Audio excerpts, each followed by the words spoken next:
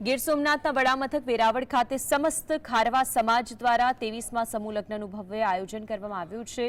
મહત્વનું એ છે કે ગીર સોમનાથ જિલ્લામાં સૌથી વધુ ખારવા સમાજના લોકો વસવાટ કરે છે। 1998થી ખારવા સમાજે સમૂહ લગ્નની શરૂઆત કરી હતી। દેખાદેખી અને ખોટા ખર્ચથી દૂર રહી ઘર આંગણે પણ ન કરી શકાય એવા શાહી લગ્ન ખારવા સમાજના પટેલ તથા અગ્રણીઓ દ્વારા ભવ્ય આયોજન કરાય છે। સોના ચાંદી સહિત ઘર વપરાશની તમામ ચીજ વસ્તુઓ કરિયાવરમાં આપવામાં આવે છે।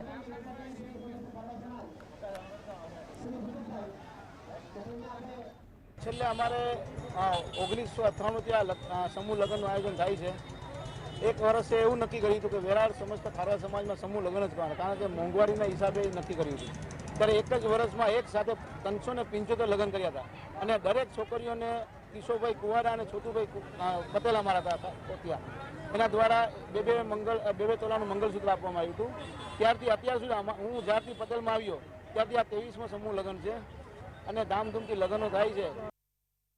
આજે અમારા ખારવા સમાજ દ્વારા 23મો સમૂહ લગ્ન છે અને આજે માછીમારની પરિસ્થિતિઓ જોવા જઈએ તો એક આ ગરીબ પરિવાર જો છે સામાન્ય લોકો માટે એક સારો અવસર છે ને રોજની જે મોંઘવારી છે એના માટે જે પરિવાર માટે અમારા વેરાવળ સમસ્ત ખારવા સમાજના પટેલ જીતુભાઈ કુવાડા અને અમારા અધ્યક્ષ એવા કિશોરભાઈ કુવાડા દ્વારા સમાજ દ્વારા જે લગ્નનું આયોજન કરવામાં આવે છે એ પરિવાર માટે અને સમાજ માટે એક સારી